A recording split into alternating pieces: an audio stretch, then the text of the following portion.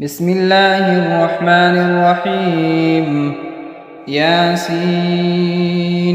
والقرآن الحكيم إنك لمن المرسلين على صراط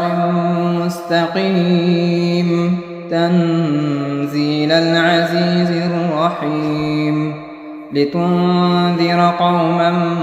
ما أنذر آباؤهم فهم غافلون لقد حق القول على أكثرهم فهم لا يؤمنون إنا جعلنا في أعناقهم أغلالا فهي إلى الأذقان فهم مقمحون وجعلنا من بين أيديهم سدا ومن خلفهم سدا فأغشيناهم فهم لا يبصرون وسواء عليهم أأنذرتهم أم لم تنذرهم لا يؤمنون إنما تنذر من اتبع الذكر وخشي الرحمن بالغيب فبشره بمغفرة وأجر كريم إنا نحن نحيي الموتى ونكتب ما قدموا وآثارهم وكل شيء أحصيناه في إمام مبين واضرب لهم مثلا أصحاب القرية إذ جاءها المرسلون إذ أرسلنا إليهم 2 فكذبوهما فعززنا بثالث فقالوا إنا إليكم مرسلون قالوا ما أنتم إلا بشر مثلنا وما أنزل الرحمن من شيء إن أنتم إلا تكذبون قالوا ربنا يعلم إنا إليكم لمرسلون وما علينا إلا البلاغ المبين قالوا إنا تطيرنا بكم لئن لم تنتهوا لنرجمنكم وليمسنكم منا عذاب أليم قالوا طائركم معكم أئن ذكرتم بل أنتم قوم مسرفون وجاء من أقصى المدينة رجل يسعى قال يا قوم اتبعوا المرسلين اتبعوا من لا يسألكم أجرا وهم مهتدون وما لي لا أعبد الذي فطرني وإليه ترجعون أأتخذ من دونه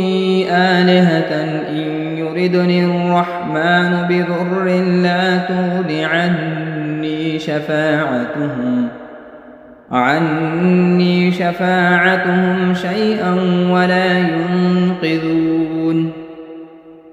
إني إذا لفي ضلال مبين إني آمنت بربكم فاسمعون قيل ادخل الجنة قال يا ليت قومي يعلمون بما غفر لي ربي وجعلني من المكرمين وما أنزلنا على قومه من بعده من جند من السماء وما كنا منزلين إن كانت إلا صيحة واحدة فإذا هم خامدون يا حسرة على العباد ما يأتيهم من رسول إلا كانوا به يستهزئون ألم يروا كم أهلكنا قبلهم من القرون أنهم إليهم لا يرجعون وإن كل لما جميع لدينا محضرون وآية لهم الأرض الميتة أحييناها وأخرجنا منها حبا فمنه يأكلون وجعلنا فيها جنات من نخيل وأعناب وفجرنا فيها من العيون ليأكلوا من ثمره وما عملته أيديهم أفلا يشكرون سبحان الذي خلق الأزواج كلها مما تنبت الأرض ومن أنفسهم ومما لا يعلمون وآية لهم الليل نسلخ منه النهار فإذا هم مظلمون والشمس تجري لمستقر لها ذلك تقدير العزيز العليم والقمر قدرناه منازل حتى عاد كالعرجون القديم لا الشمس ينبغي لها أن تدرك القمر ولا الليل سابق النهار وكل في فلك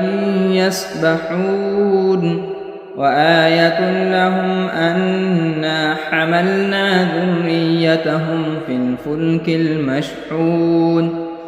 وخلقنا لهم من مثله ما يركبون وإن نشأ نغرقهم فلا صريخ لهم ولا هم ينقذون إلا رحمة منا ومتاعا إلى حين وإذا قيل لهم اتقوا ما بين أيديكم وما خلفكم لعلكم ترحمون وما تأتيهم من آية من آيات ربهم إلا كانوا عنها معرضين وإذا قيل لهم أنفقوا مما رزقكم الله قال الذين كفروا للذين آمنوا أنطعم من لو يشاء الله أطعمه إن أنتم إلا في ضلال مبين ويقولون متى هذا الوعد إن كنتم صادقين ما ينظرون إلا صيحة واحدة تأخذهم وهم يخصمون فلا يستطيعون توصية ولا إلى أهلهم يرجعون ونفخ في الصور فإذا هم من الأجداث إلى ربهم ينسلون قالوا يا ويلنا من بعثنا من مرقدنا هذا ما وعد الرحمن وصدق المرسلون إن كانت إلا صيحة واحدة فإذا هم جميع لدينا محضرون فاليوم لا تظلم نفس شيئا ولا تجزون إلا ما كنتم تعملون إن أصحاب الجنة اليوم في شغل فاكهون هم وأزواجهم في ظلال على الأرائك متكئون لهم فيها فاكهة ولهم ما يدعون سلام قولا من رب رحيم وامتازوا اليوم أيها المجرمون ألم أعهد إليكم يا بني آدم ألا تعبدوا الشيطان إنه لكم عدو مبين وأن اعبدوني هذا صراط مستقيم ولقد أضل منكم جبلا كثيرا أفلم تكونوا تعقلون هذه جهنم التي كنتم توعدون اصلوها اليوم بما كنتم تكفرون اليوم نختم على أفواههم وتكلمنا أيديهم وتشهد أرجلهم بما كانوا يكسبون ولو نشاء لطمسنا على أعينهم فاستبقوا الصراط فأنى يبصرون ولو نشاء لمسخناهم على مكانتهم فما استطاعوا مضيا ولا يرجعون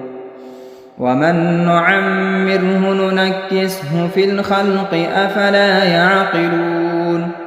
وما علمناه الشعر وما ينبغي له إن هو إلا ذكر وقرآن مبين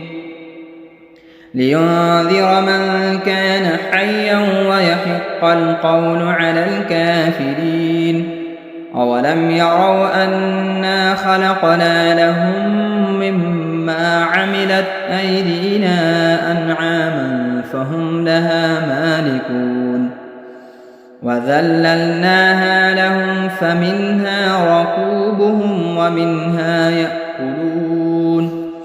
ولهم فيها منافع ومشارب أفلا يشكرون واتخذوا من دون الله آلهة لعلهم ينصرون لا يستطيعون نصرهم وهم لهم جند محضرون فلا يحزنك قولهم إنا نعلم ما يسرون وما يعلنون أولم ير الإنسان أنا خلقناه من نطفة فإذا هو خصيم مبين وضرب لنا مثلا ونسي خلقه قال من يحيي العظام وهي رميم قل يحييها الذي أنشأها أول مرة وهو بكل خلق عليم الذي جعل لكم من الشجر الأخضر نارا فإذا أنتم منه توقدون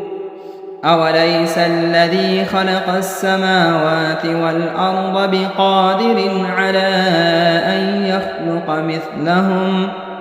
بلى وهو الخلاق العليم إنما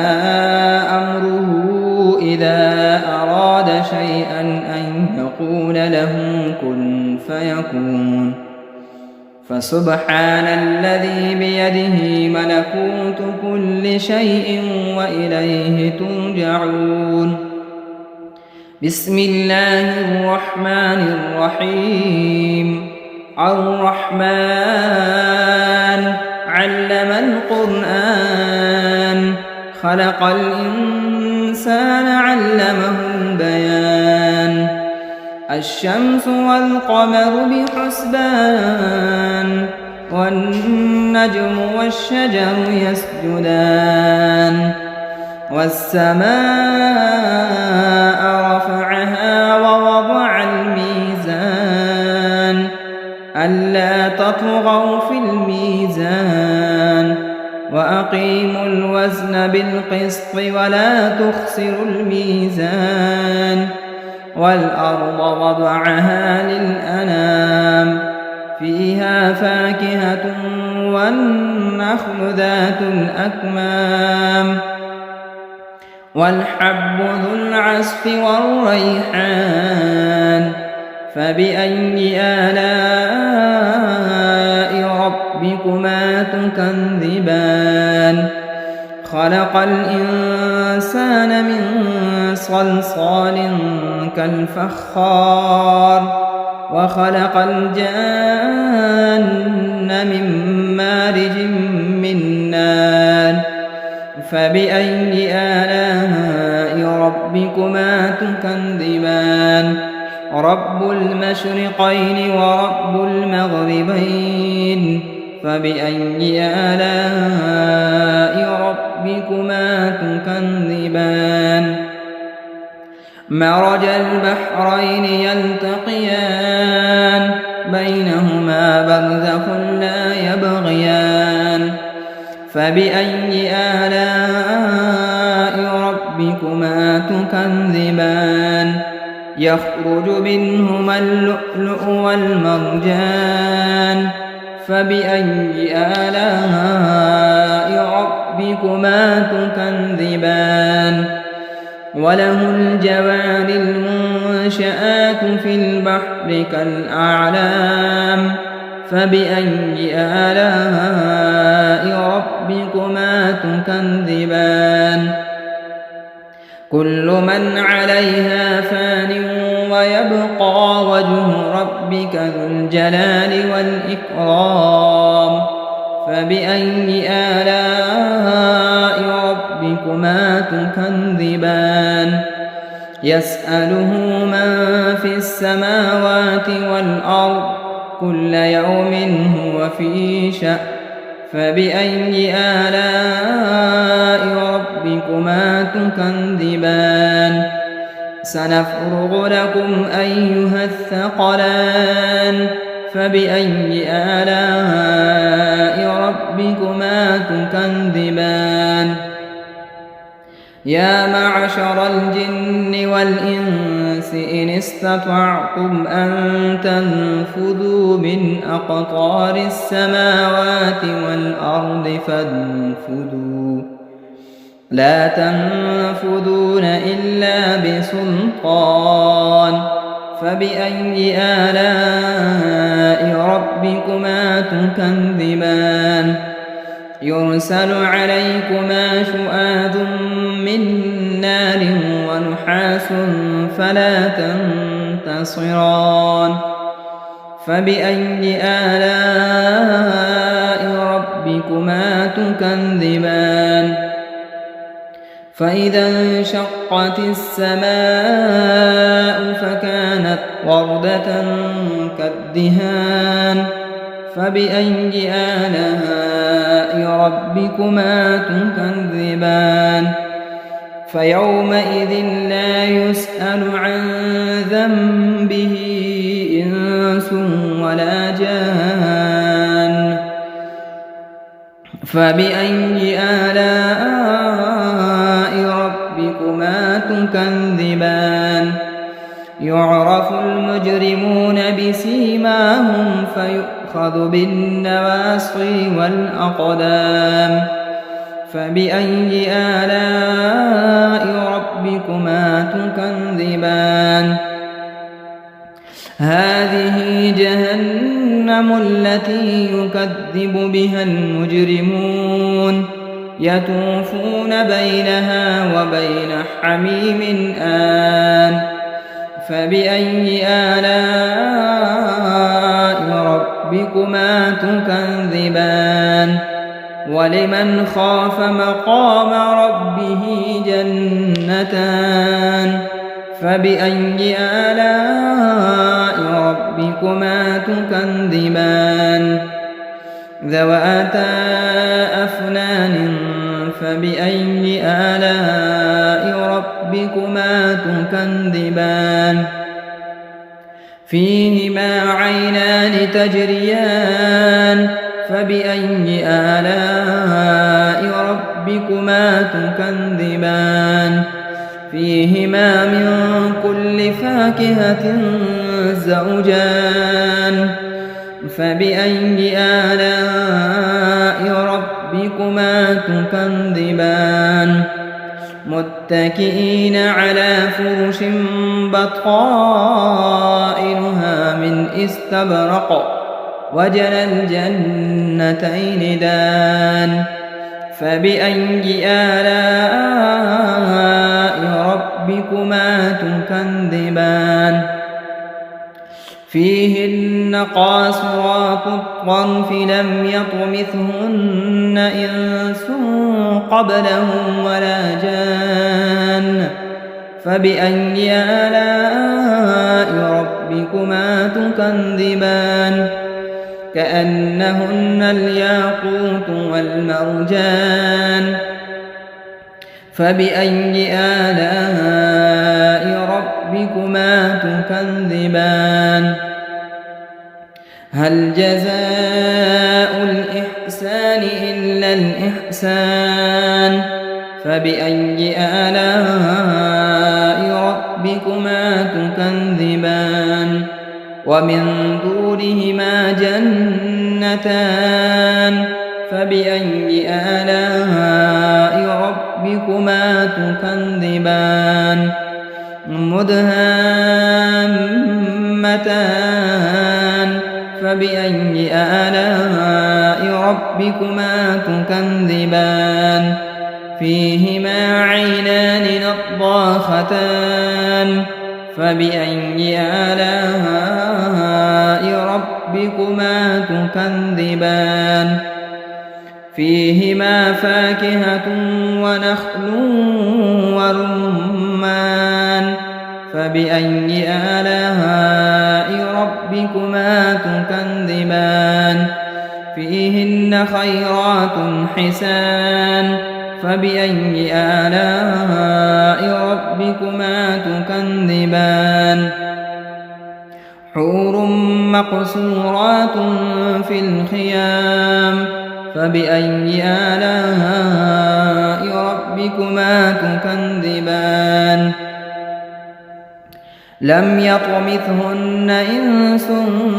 قبلهم ولا جان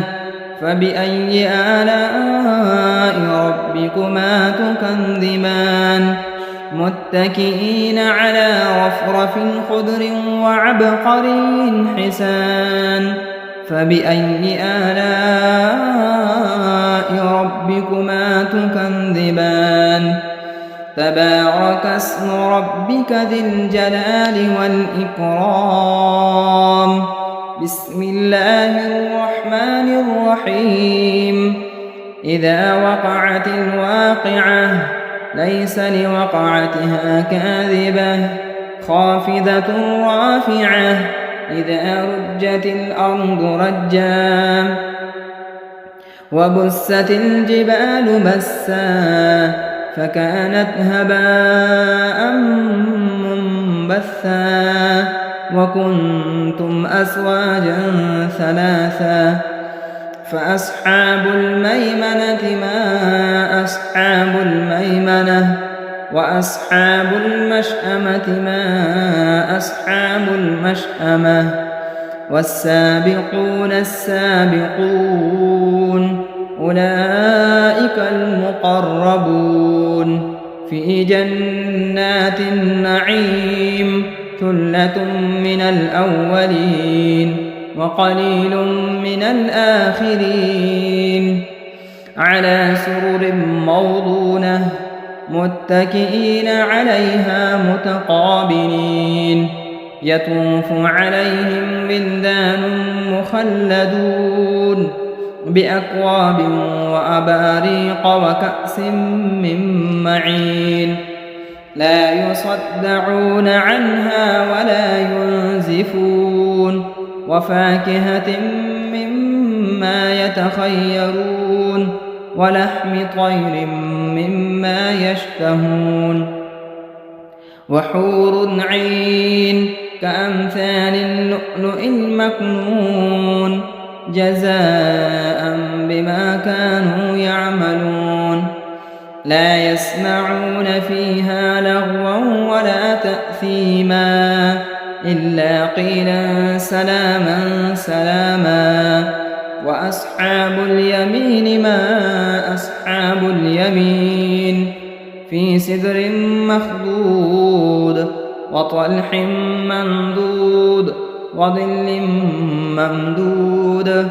وماء مسكوب وفاكهة كثيرة لا مقطوعة ولا ممنوعة وفرش مرفوعة إنا أنشأناهن إنشاء فجعلناهن أبكارا عربا أترابا لأصحاب اليمين ثلة من الأولين وثلة من الآخرين. وأصحاب الشمال ما أصحاب الشمال في سموم وحميم وظل من يحموم لا بارد ولا كريم إنهم كانوا قبل ذلك مترفين وكانوا يصرون على الحنث العظيم وكانوا يقولون أئذا متنا وكنا ترابا وعظاما أئنا لمبعوثون أوآباؤنا الأولون قل إن الأولين والآخرين لمجموعون إلى ميقات يوم معلوم ثم إنكم أيها الضالون المكذبون لآكلون من شجر من زقوم فمالئون منها البطون فشاربون عليه من الحميم فشاربون شرب الهيم هذا نزلهم يوم الدين نحن خلقناكم فلولا تصدقون أفرأيتم ما تمنون أأنتم تخلقونه أم نحن الخالقون نحن قدرنا بينكم الموت وما نحن بمسبوقين على أن نبدل أمثالكم وننشئكم فيما لا تعلمون ولقد علمتم النشأة الأولى فلولا تذكرون أفرأيتم ما تحرثون أأنتم تزرعونه أم نحن الزارعون لو نشاء لجعلناه حطاما فظلتم تفكهون إنا لمغرمون بل نحن محرومون أفرأيتم الماء الذي تشربون أأنتم أنزلتموه من المزن أم نحن المنزلون لو نشاء جعلناه أجاجا فلولا تشكرون أفرأيتم النار التي تورون أأنتم أنشأتم شجرتها أم نحن المنشئون نحن جعلناها تذكرة ومتاعا للمقوين فسبح باسم ربك العظيم فلا أقسم بمواقع النجوم وإنه لقسم لو تعلمون عظيم إنه لقرآن كريم في كتاب مكنون لا يمسه إلا المطهرون تنزيل من رب العالمين أفبهذا الحديث أنتم مدهنون وتجعلون رزقكم أنكم تكذبون فلولا إذا بلغت الحلقوم وأنتم حينئذ تنظرون ونحن أقرب إليه منكم ولكن لا تبصرون فلولا إن كنتم غير مدينين ارجعونها إن كنتم صادقين فأما إن كان من المقربين فروح وريحان وجنة نعيم وأما إن كان من أصحاب اليمين فسلام لك من أصحاب اليمين وأما إن كان من المكذبين الضالين فنزل من حميم وتصلية جحيم إن هذا لهو حق اليقين فسبح باسم ربك العظيم بسم الله الرحمن الرحيم تبارك الذي بيده الملك وهو على كل شيء قدير الذي خلق الموت والحياة ليبلوكم أيكم أحسن عملا وهو العزيز الغفور الذي خلق 7 سماوات طباقا ما ترى في خلق الرحمن من تفاوت فارجع البصر هل ترى من فتور ثم ارجع البصر كرتين ينقلب إليك البصر خاسئا وهو حسير ولقد زينا السماء الدنيا بمصابيح وجعلناها رجوما للشياطين وأعتدنا لهم عذاب السعير وللذين كفروا بربهم عذاب جهنم وبئس المصير إذا ألقوا فيها سمعوا لها شهيقا وهي تفور تكاد تميز من الغيظ كلما ألقي فيها فوج سألهم خزنتها ألم يأتكم نذير قالوا بلى قد جاءنا نذير فكذبنا وقلنا ما نزل الله من شيء إن أنتم إلا في ضلال كبير وقالوا لو كنا نسمع أو نعقل ما كنا في أصحاب السعير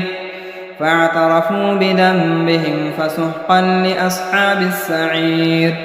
إن الذين يخشون ربهم بالغيب لهم مغفرة وأجر كبير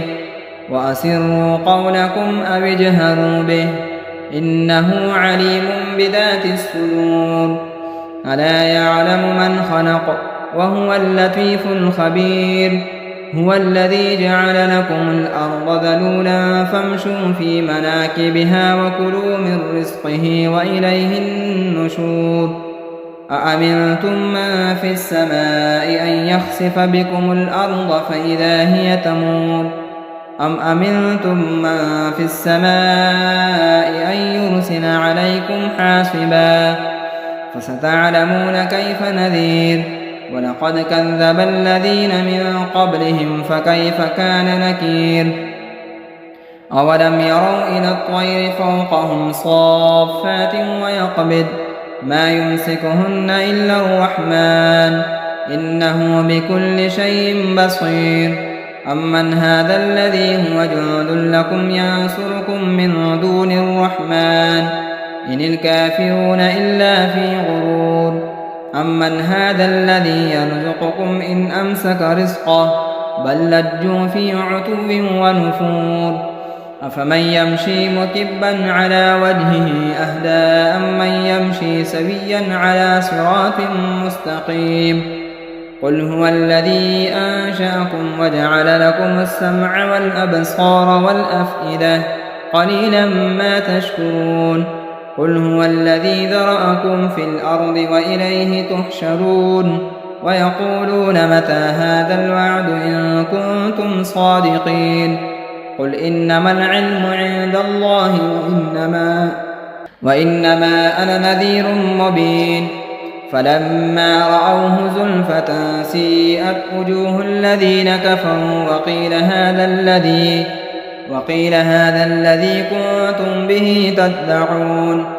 قل أرأيتم إن أهلكني الله ومن معي أو رحمنا فمن يجير الكافرين من عذاب أليم قل هو الرحمن آمنا به وعليه توكلنا فستعلمون من هو في ضلال مبين قل أرأيتم إن أصبح ماؤكم غورا فمن يأتيكم بماء معين صدق الله مولانا العظيم.